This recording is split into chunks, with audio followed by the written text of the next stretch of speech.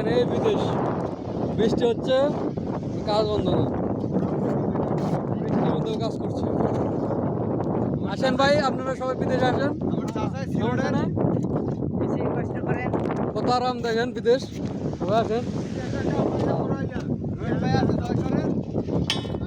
মাস শেষে মনে করেন যে হাজার হাজার টাকা পাবেন, সমস্যা নাই, বিদেশ আসেন। এই দেখেন বৃষ্টি হইতেছে আর বৃষ্টির মধ্যে কাজ চলতেছে। হ্যাঁ হ্যাঁ, বাংলাদেশের এই কাজ করবো 50-60 হাজার টাকা বেতন পাবো, রোদ বৃষ্টি নাই, সমস্যা নাই। হ্যাঁ